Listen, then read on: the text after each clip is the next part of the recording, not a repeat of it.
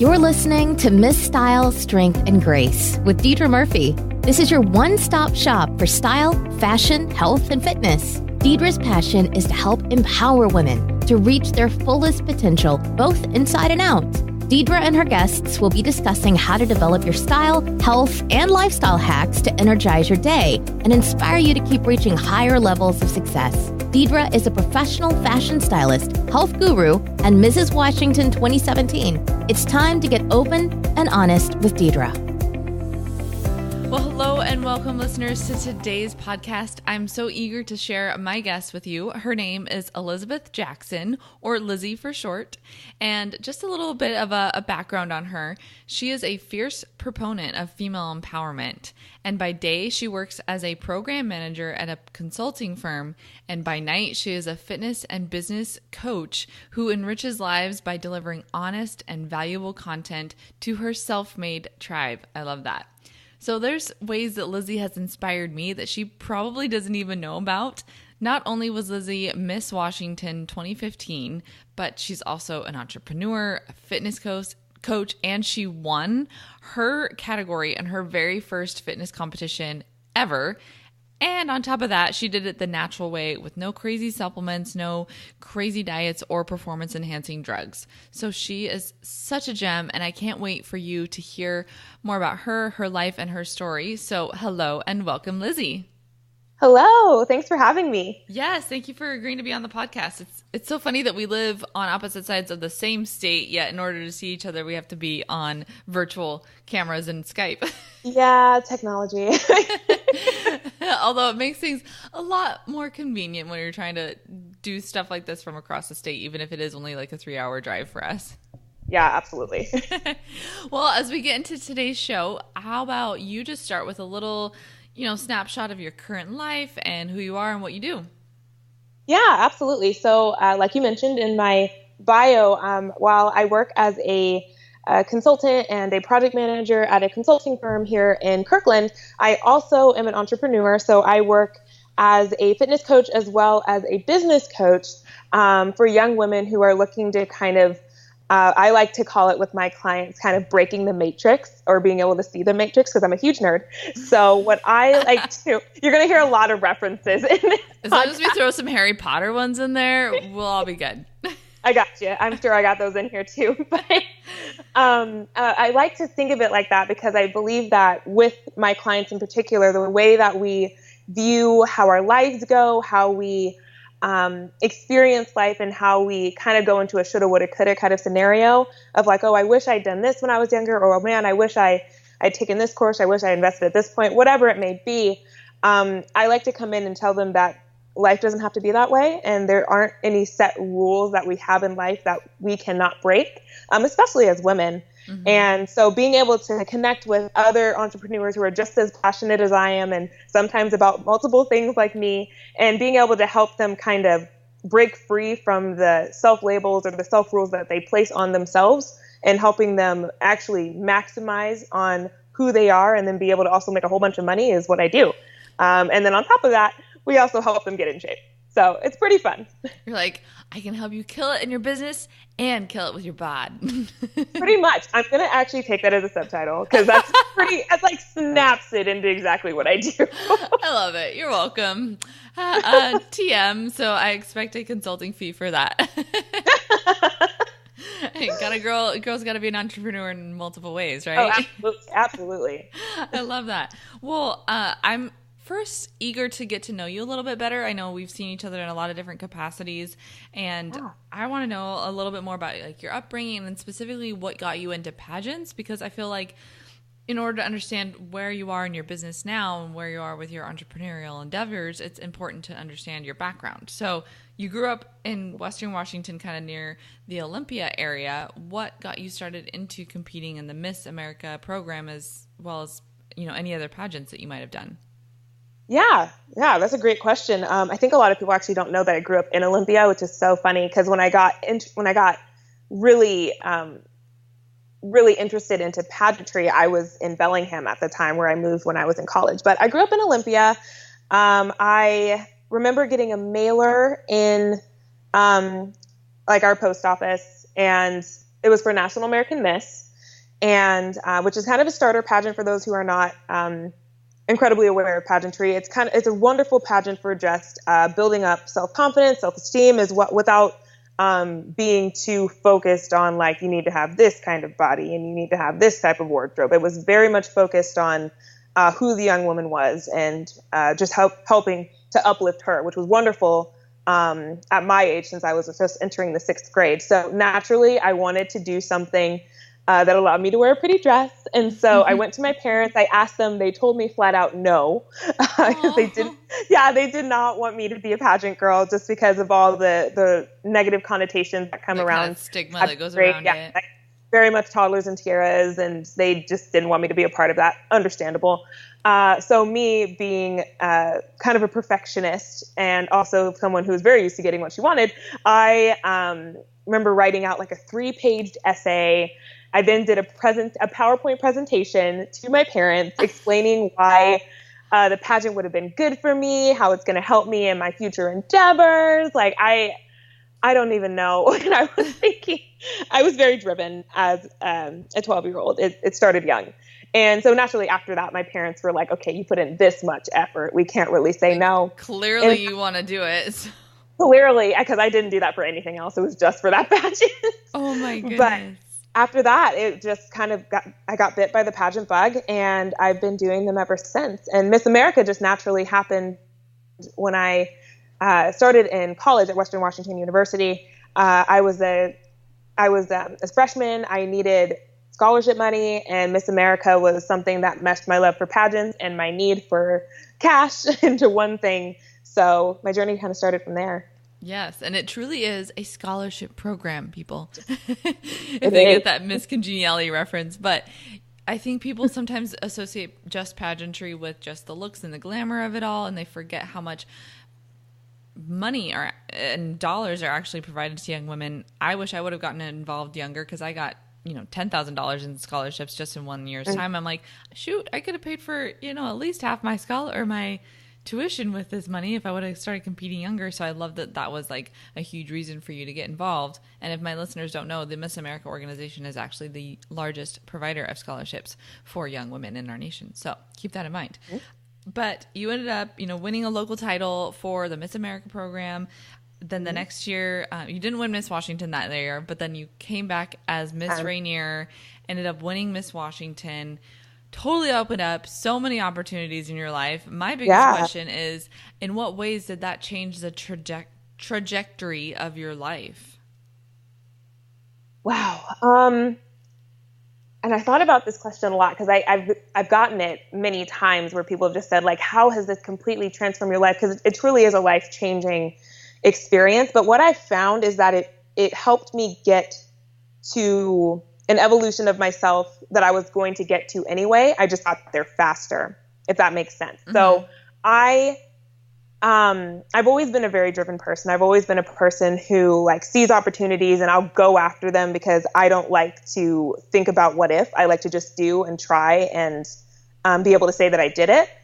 But I had a lot of preconceived notions in my mind when I was younger. So this is 3 years ago. So when I was just getting out of college and just thinking oh, well, I can't do something like start my own business, or I can't do something like a fitness competition, because I was thinking about it before I won Miss Washington about doing one, and I kind of talked myself out of it. Just a variety of different things that forced me to limit myself. Like I was placing labels on myself that nobody else was. I was doing it to myself, which is pretty typical of people who are very who are perfectionists. Is we are always harder on ourselves than anybody else is. So yeah, but I found that with Miss Washington, it was kind of the first thing to kind of break that cycle that I had going on in my mind of you can't do this. This isn't something that you're made for. You can't do all these different things.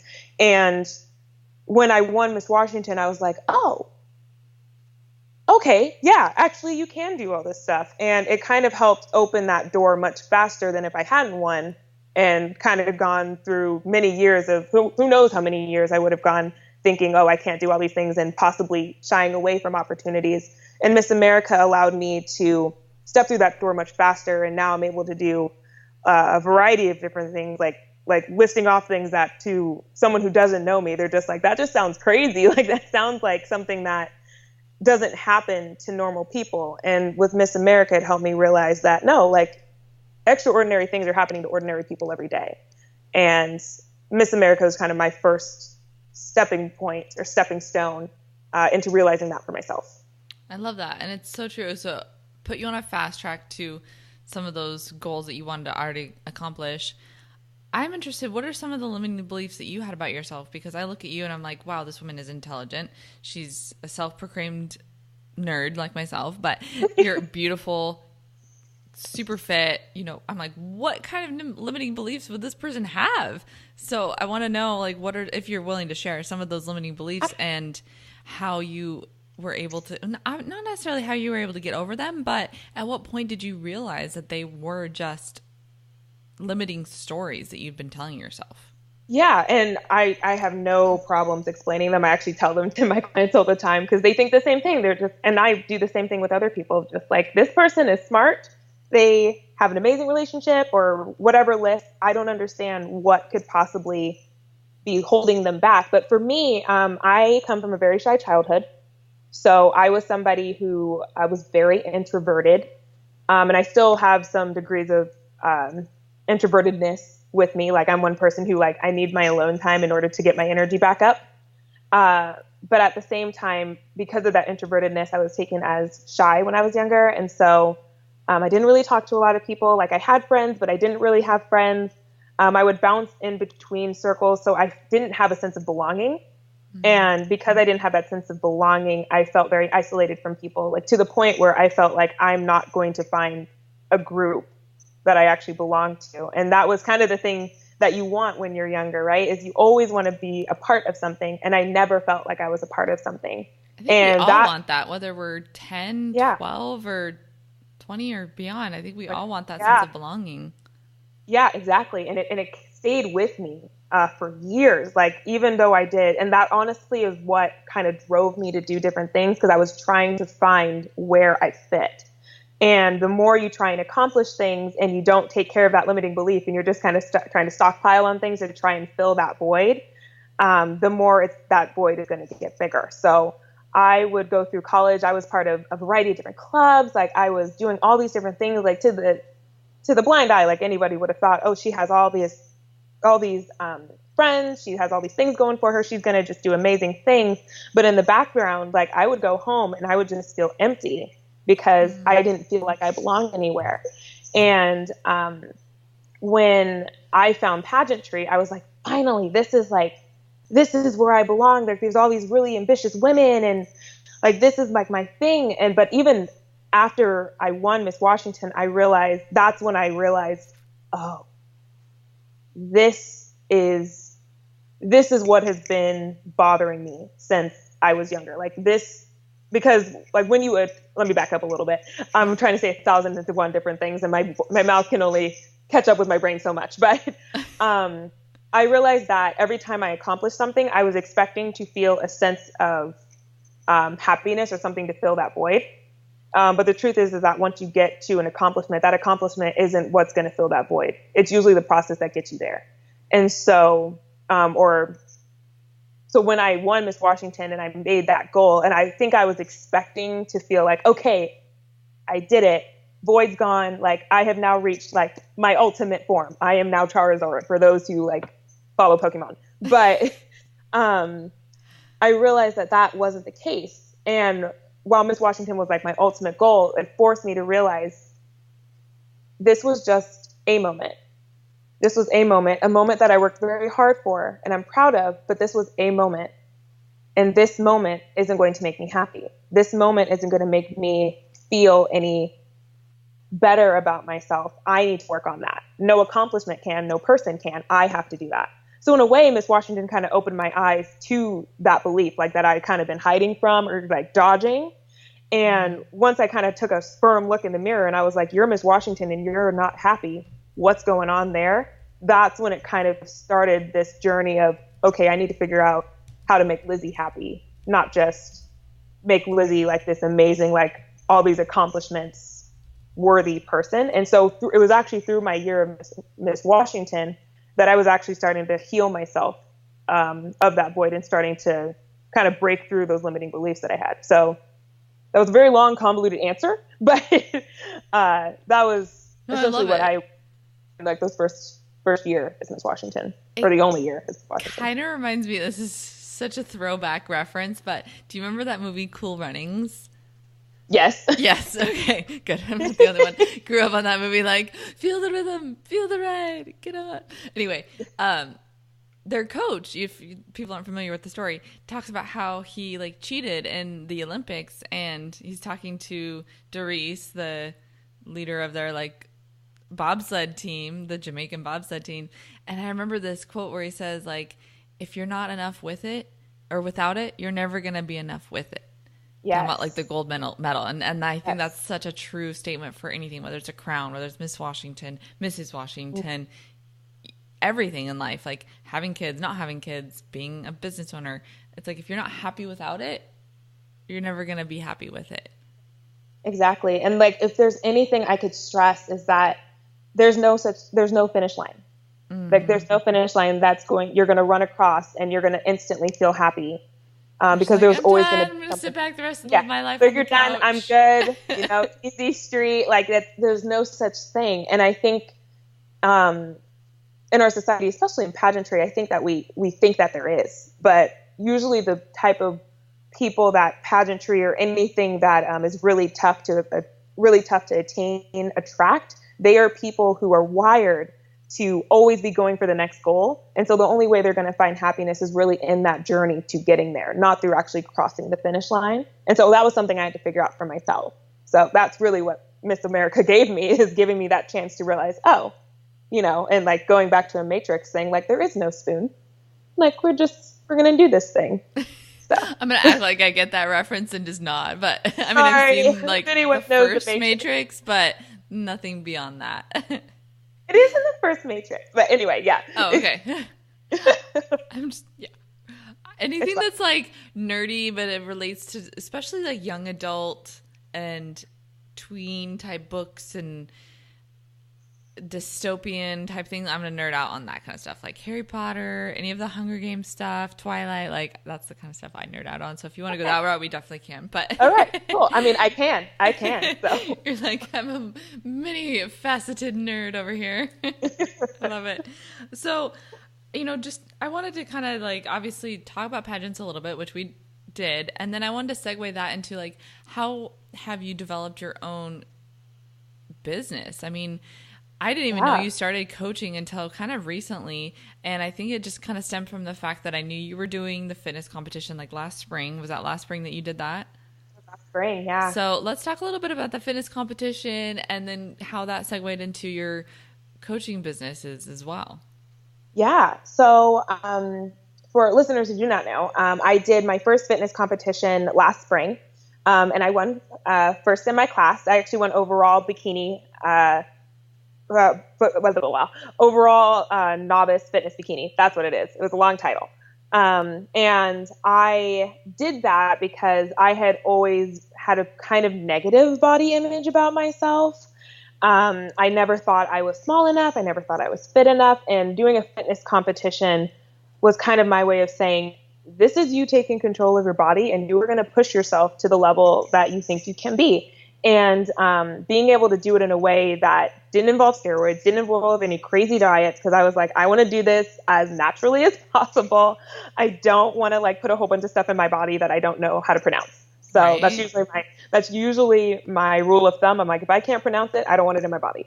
So that's a good general guideline for anything, whether you're trying to be in a fitness competition or not. Like, you're looking at labels. If you can't pronounce it, like, you probably shouldn't put it in. We shouldn't put it in. You don't know what it is? Just don't do it. Yeah. Like Lizzie's tip of the day, but that was like red, blue, dye number 12. Like, I'm like, I don't think I need that. I'm good. But I went through that experience and I learned so much about just how my body works in general, like how it reacts to certain things, how it likes certain things as opposed to other certain food groups. So I really learned a lot about my body, and I realized, oh my gosh, there are so many misconceptions about fitness nowadays, especially for women, that are being marketed continually that are just not true. And like, what are one of those misconceptions that you'd love to talk about or share? Thing, yeah, and I definitely think they're being talked about a little bit more now as we head like full into 2018. But just the living conception that cardio is the only way that you can lose fat, or the only way you can lose weight. And yes, preach, girl, no. yes. And just like, and I thought that for so long, and just thinking, well, as long as I do cardio, like I'll be able to lose the weight and like it'll be fine. And just being like, absolutely not. Like cardio is almost supplementary compared to your diet. Like diet is law and king. And like kind of spurring more into that, like dieting or a diet doesn't necessarily mean like you're restricting calories, which was new to me. Like when I hear diet, I instantly think, oh, it's something that's ugly and gross and is going to suck and I can't eat anything. Starving all the time. Exactly. And I'm like, no, like diet just means what you eat. Like that's all it means. And the recognizing last year or so, I've been noticing that I would rather use the word nutrition rather than diet, because diet has such a negative connotation. And it's like, no, like last summer when I was prepping for Mrs. America, people would ask me about my so-called diet. Like, well, what kind of diet are you on? I'm like, I'm not dieting. I'm just really on point with watching my nutrition. Exactly. And just recognizing that distinction was so big for me, is recognizing like, oh, like I'm not really doing a diet like how it's marketed. I'm just watching what I eat and making sure, like for me, I had to have like an increased intake of protein because I was trying to build muscle, and just recognizing like what food groups to pull from in order to do that. So fitness, like to put it simply, like people, like businesses in particular, try and make fitness such a complicated thing. Like they try and say fitness is this big, scary, super complicated thing, but with our one product, we'll make it easy. Yeah, take this magic pill and it'll work. And I'm like, actually, no, like the only magic pill or magic thing is consistency. It's actually incredibly simple to get the body of your dreams. It's just a matter of being consistent with it. And recognizing that and seeing, wow, like so many women actually don't recognize this. Like they may know it to some level, but they don't internalize it. Like it's something they don't practice. That's really what spurred me on into being a fitness coach, is recognizing like, I need to be able to help these women wade through this fitness marketing thing, especially as someone who's been there and like try every diet under the sun, and help them see like, it doesn't have to be difficult. It doesn't have to be, absolutely devastating or hard or something that you hate. It can be fun, and it can be something that you actually want to continue, which it should be. So that's how my coaching business for fitness anyway got started. I love that. And so did you just kind of add that on to the business that you'd already started with consulting, or is it a totally different endeavor? What distinction do you have between the two? Yeah, so it's completely separate. So my business coaching actually started a little bit later.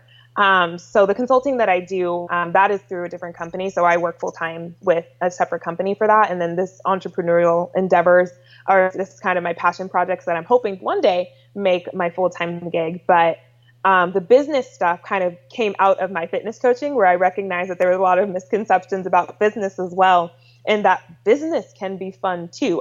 Again, it's coming back to, people think that there's a lot of rules that you have to follow. There's a strategy you have to do in order to get people to join your Facebook group or join your group or join whatever package that you have to do. And they get kind of like really slimy strategies of how to sell. What I've found is that fitness can be fun. It can be like just as easy as sleeping, and it doesn't have to, it's also completely individualized to you. And helping the women that are in my group and like with my clients for business, understanding that it doesn't have to be difficult. You don't have to try and follow all these steps that people online have told you have to follow. It really comes down to what you feel is right. And when you follow that intuition, you're going to be able to make services and packages that you love and that people will naturally gravitate to because it's something you love. So that's the distinction between that. And then my fitness business is more just helping people feel good, helping people feel good in their bodies and being healthy and not feeling gross or starved or feeling like they've done something bad if they get a cake. Like I am the queen of sweets. Like my boyfriend could tell you literally I will come home and say, where's the candy? Like, where is the cake?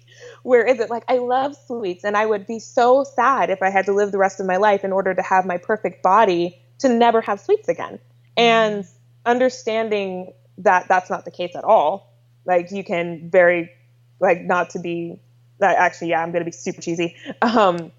You can have your cake and eat it too, but you gotta have balance. I mean, like, I love the whole, like, if it fits your macros thing. I kind of do, like, if it not only fits my macros, but also fits my big reason for why I eat the way I do. So, like, is it organic and natural, and does it fit my macros? Like, okay. And so people are always shocked that, like, all last summer, even prepping for Mrs. America, getting down to, like, below 10% body fat, I was still eating chocolate every single day. Like, every night I'm like, chocolate treat time. I mean, that's what I call it, but it's like this little thing that I came up with, and I was like, I still get to eat chocolate and have those little treats to, like, satiate my cravings every single day.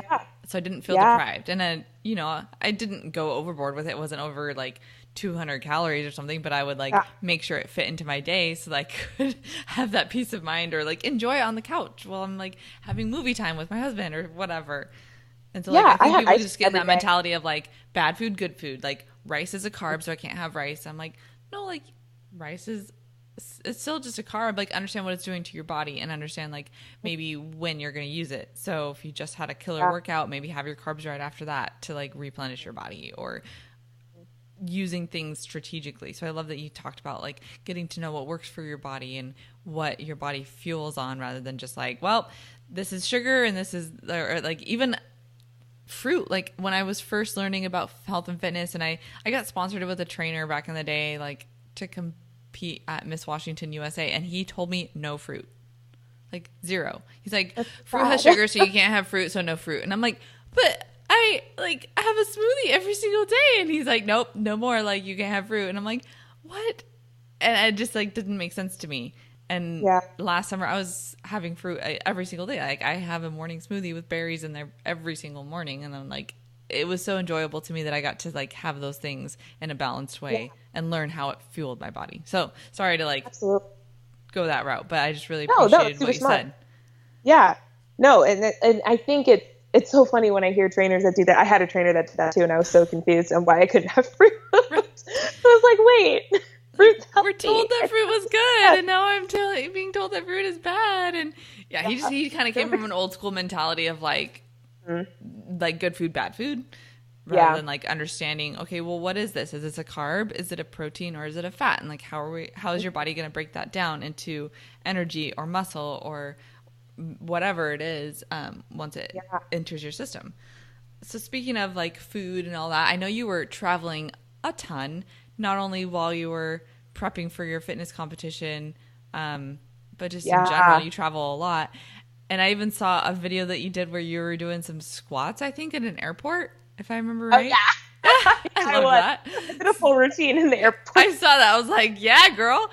So I had a question that was like, okay, if you had, like, an on-the-go workout that you could suggest, or, like, a little tip for, like, being fit on the road, and then maybe like a go-to quick snack or meal that you would swear by. Yeah, absolutely. So anytime I'm on the road, especially if I'm going on vacation, I don't want to do a super long workout. Like, who does? I'd rather spend my time on a beach as opposed to a gym. So if you want to get a very quick, effective workout, make sure that you're working out your larger muscle groups. So that would be your back, your glutes, your legs, your chest, making sure that you're working things that allow for those big body parts to move, because they're going to also work the smaller muscles as well. And on that same vein, you want to be able to do compound movements. So when I'm doing compound movements, it means that I'm doing workouts that are working not just one muscle, but working several muscles. So examples would be a deadlift, a basic squat, good mornings. Like, all of those are working several different muscle groups, so that you're not just getting, for example, like a bicep curl where you're only working your biceps. With a deadlift, you're working your back, your glutes, your legs, your calves. You're working multiple things, so you're able to get a more bang for your buck in your workout. So just hitting those, like doing 2 full body workouts and then you're good. Like that's all I did in the airport. In that video, I did 2 compound movements, and I did a couple accessory movements, and accessory movement being just working one muscle. And then I headed to the airplane. It was like on a delay, and I only had 30 minutes. And then a go-to meal or snack when I'm on the go is I love to have some carrot sticks. I'm a huge carrot person, and I'm not really a hummus person, but there is a hummus at Fred Meyer. It's plain, but I put like a little bit, like I put some seasoning in it. But carrots with hummus, amazing. Really, if you have anything that has just a little bit of protein in it, that'll help keep you satiated throughout the day, because protein will keep you fuller for longer. So as long as you have just a little bit of protein, whether it's turkey jerky or maybe boiled eggs from Starbucks or those little Egg McMuffin things, those will be great on the go snacks. Not Egg McMuffins, but those little egg bites from like Starbucks. Little egg right? bites. Yes. That's what it is. Yes. Yeah. Okay. I'm like, what is I was it like, called? no, we're not saying McDonald's Egg McMuffins. Yeah. Don't go to McDonald's. McDonald's is bad. No, I'm just kidding. Yeah. Like, no, actually, I totally ate McDonald's crap and I was fine. But and again, it comes down to like, okay, what are you going to make fit or like work into your life? And, you know, I recently was at a little diner with my husband because we went through his college town. He's like, oh, we got to stop by this diner. I used to go here like every weekend in college. I'm like, okay, babe. So he got the regular burger that he would always get, and I got it on lettuce for myself. You know, like as a lettuce rack, because I'm like, I'd rather have my carbs in other formats personally. Yeah. But, you know, I ate the meat and the cheese, and, you know, but it's just about what do you want to make fit in your day. So I love that. I guess if somebody is looking to get started in like their fitness journey, what is one piece of advice you would give to her? Give yourself grace. That was something that took me a very long time to learn, that you are not going to get this on your first go, and that's okay. Nobody does. The fitness journey isn't meant to be a linear, always, you know, losing weight, always getting toned, and you're always going to like reach that goal weight every single time you know, pick up a weight. It's very hills and valleys. So there's always going to be times where you may make a mistake, or you may not go to the gym for a couple weeks, or you have an emotional eating moment and you're going to feel a little bit bad, but that's okay. Like, that's part of being human. As long as you are consistent and as long as you are able to jump back on track, I promise you that you will be far more successful in your fitness journey, as opposed to somebody who like hit one roadblock and then decided just to call it quits. Like, I'm done. Yeah. Like, you have to be able to stick it out through the long haul. And that's including both of your victories and your failures. You learn from everything. Is there a moment when you had to give yourself grace as you prepped for maybe your fitness competition, or even being on stage in a swimsuit for pageants? Yeah. I think again, perfectionist mentality.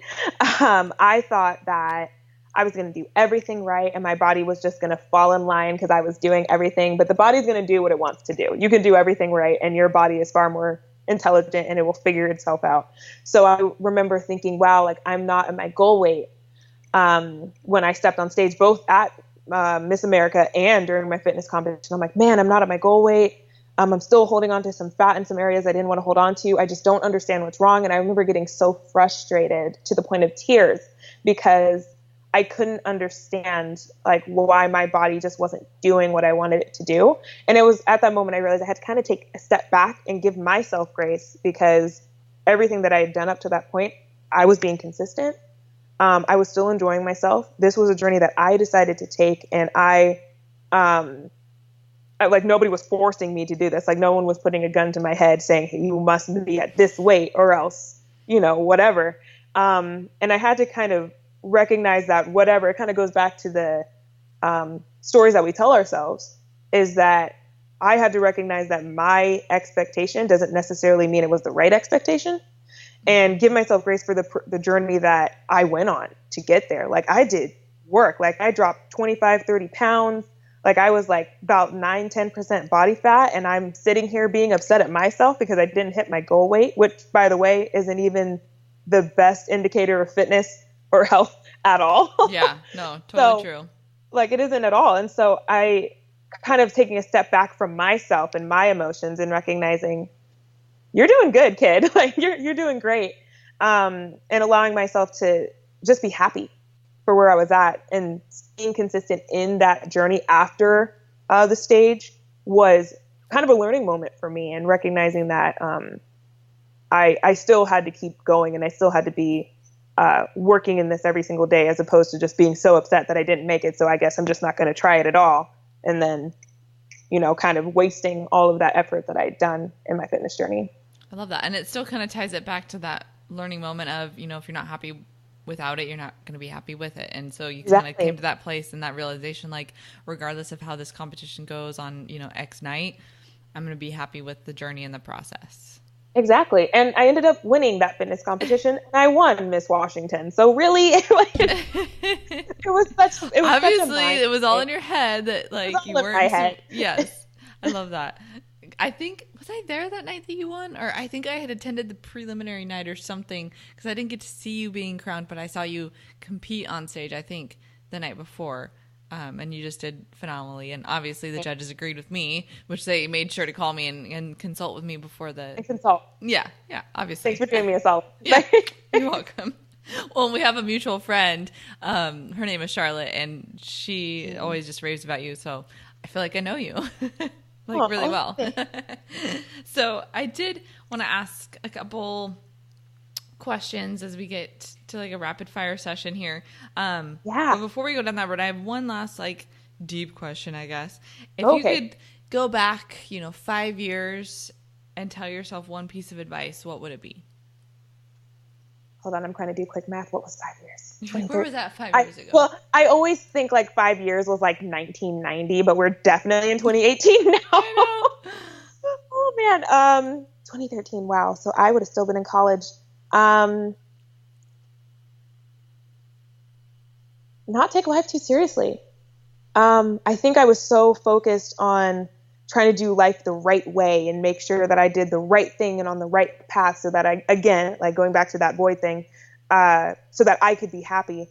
And the advice that I would tell myself is that you can't tell yourself those stories, and you can't think that life is like programming or like a video game where you have to make the right choices and then you're going to get the happy ending. That's just not how life works. And allowing myself to give grace to myself, and recognizing that life is just going to be what I make it. And I can't focus so much on getting the gold medal in order to find happiness. I just had to find happiness within myself. And if anything, especially back in that time of college where I had a lot of stress about making sure I did the right things and made the right choices, so that I could have whatever happiness was promised to me. I think that's something that unicorn dust and everything else, right? Yeah. That's what we envision in our head. I'm a Disney girl, so I think I thought I'd live in a castle or something. Who knows? But what? You didn't? Especially as Miss Washington, you didn't get to live in a castle? You'd think they'd give me a castle, but... Right? Well, apparently there's a castle over by Linwood or Lakewood, Washington? Linwood? Yeah, Thornwood. Yeah, I got to have a photo shoot in a castle, so I'm like, next best thing. There you go. Yeah. But, if you can't live one, at least have a photo shoot at one, right? Yeah, exactly. I love that. Oh my gosh. Well, like I said, I kind of have some rapid fire questions. Do you have anything coming up, like big launches or anything that you're excited to kind of tease us about, or let us know about? Yeah. So I am doing my first business group coaching program. I'm so excited about it because I have never done anything. I've always done the one-on-one with business, so this is going to be my first group coaching one, and it's honestly just going to be fun, which is something that I try and preach, but it's also sometimes very hard to implement because I'm trying to think of all the things that I'm supposed to do. But we're just going to be talking about mindset shifts. We're going to be talking about how to make programs that are aligned with you and making it fun, and then also making people a whole bunch of money. Like, I got $5,000 in my first month of business, and I was so mind blown because I couldn't comprehend that I made that much just by sitting on my computer and talking with people and building relationships. Mm-hmm. So helping people understand that it's not about the strategy, it's not about the niche, it's about you, and helping them find that within themselves and then make some programs. So it's all going to be a week long, and at the end of the week, you're going to be launching a program and getting started. So that's happening soon. I'm very excited for it. That's really exciting. I'm excited to hear about that and see more news about that. What has been your biggest struggle as an entrepreneur? Oh, I'm realizing as I'm saying this that it's a lot of things that kind of stem back to like those college years, but recognizing that like there's no rules. There is no rule book for how you build a business. It's coming down to figuring out what aligns with you and what feels right to you. Like it can't be some online guru or YouTube video or book or Gary Vee telling you what to do. Like it has to come for you and what aligns with you. And very much like a nutrition program, it's very individualized. Like there is no cookie cutter blanket business plan that works for everybody. Like there's only one that works for you. And so I had to figure out what worked for me. And that's what helped me get to this point in my business. That's awesome. Yeah. What are your top 3 core values? Ooh. The first thing that came to mind was faith, trust, and pixie dust, but that's because we were talking about Disney. Oh man. Okay. No, I'm serious. So faith, actually, yes, is the first one. I am very faith-based. I'm a Christian.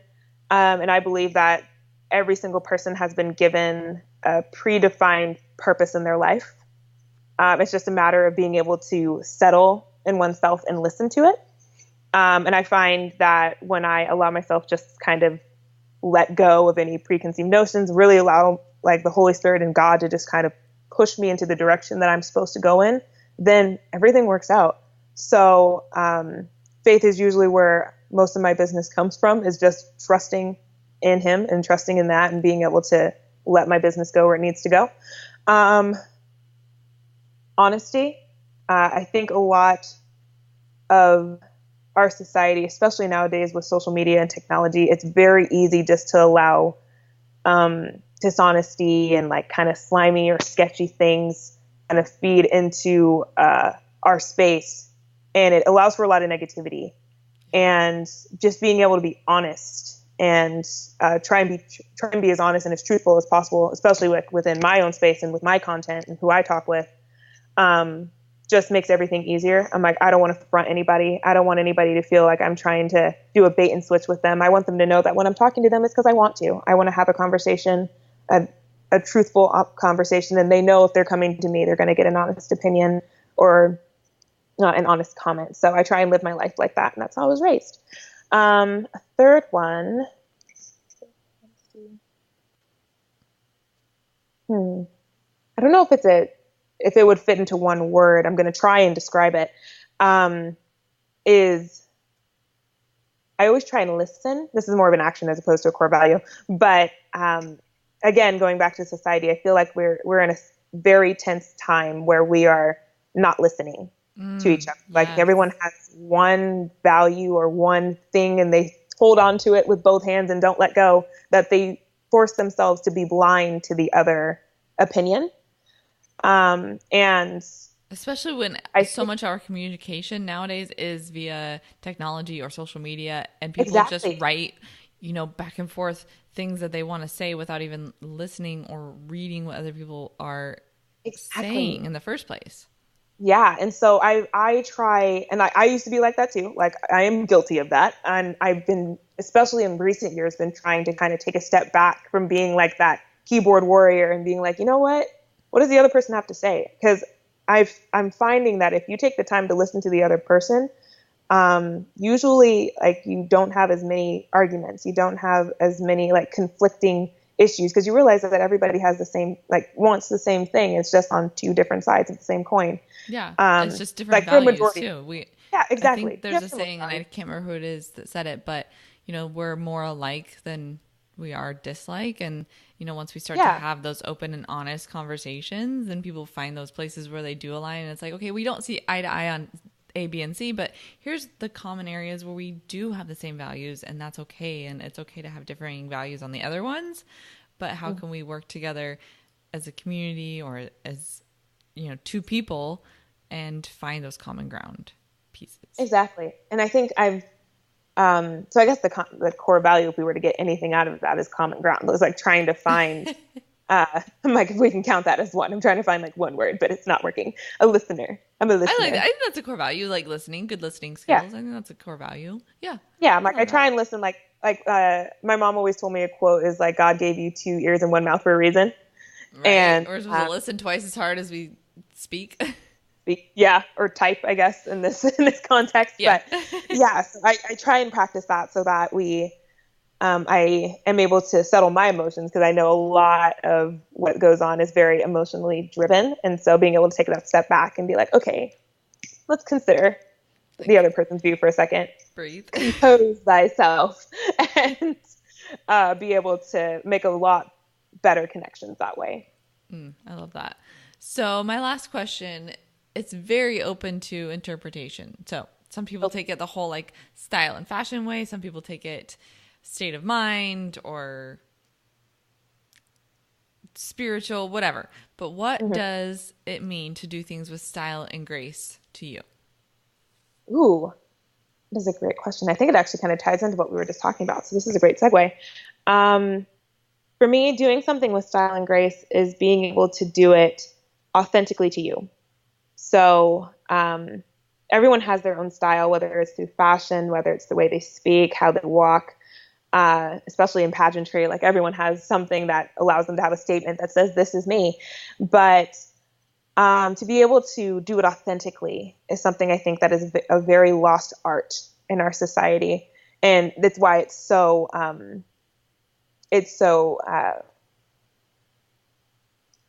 obvious when somebody is living authentically and when they're doing business authentically, because it's something that people don't see so often. They're not used to seeing people just kind of living their best life and being just true to themselves. It stands out. It stands out. Like you know, like, oh, that is somebody who is living their truth. And so being able to live with style and grace, or be able to do something with style and grace, is being able to do it authentically and being true to themselves. Because if you're not being true to yourself and you're focused on trying to be like somebody else and implement someone else's style, it's very easy to get lost in the crowd. So for somebody who wants to stand out, do it authentically, be true to you, and you'll see success. To thine own self be true, right? I'm just full of all these like quotes today. I don't know where they're all coming from. We're breeding so many quotes, just quotable things. Put on your listeners' Twitters and Facebook. They're just going to be like, wow, I'm using all of Deidre's quotes today, even though I've snagged them from other people, so they're not even mine. Although the killing it with your business and killing it with your bod, that was on me earlier in the podcast. That was you. Well, thank you so much for joining me on the podcast today. Can you tell me where our listeners can find, stalk you, follow you, in good ways, obviously? Of course. Yeah. So you can find me on Instagram at Elisabeth Jackson, and it's spelled with an S as opposed to a Z, because I'm a military brat and was born in Germany. You know what's funny? I actually coached a girl.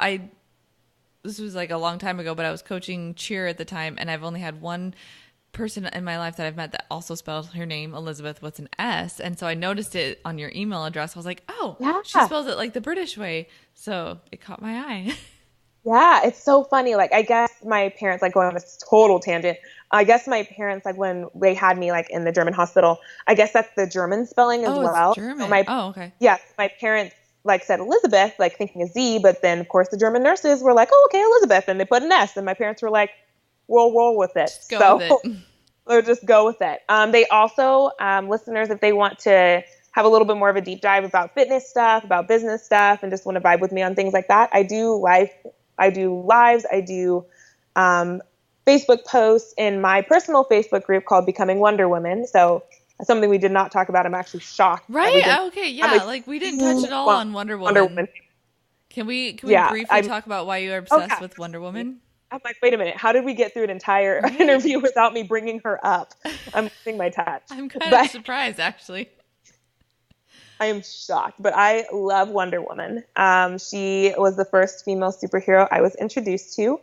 And this was like back when I was like 5 or 6, because my parents are also huge nerds. And so they were like, you can't do pageants, but hey, here's comic books. Like, no, you can't put on a pretty dress, but here's some reading for you. Some light reading. Here's some reading for you. Here's some good reading. But oh, they're going to laugh at this. But I loved Wonder Woman's strength, because she was somebody that, yes, like she was very much female, but she was also on the same level as the guys. Like she was up there with Superman and Batman and all these people. And I just loved her message. She was somebody who had like the strength of an Amazon. She's like as strong as Hercules. She's as fast as Hermes. Like I will like go on and on forever about all her abilities. But she also had kind of a very silent grace about her, and also a philosophy, and a mission of wanting to make a world a better place, not through violence, but also just through us listening and loving each other. And there was a femininity about her that you couldn't deny because she had that grace about her. Like that wasn't as harsh as you would see some of the other male superheroes. And so I was instantly drawn to her. And I have loved her ever since. Like I have a cutout of her like right next to me. Oh my gosh. So many, I'm not even lying. Like she's right there. She is like literally like there's a giant cutout next to you.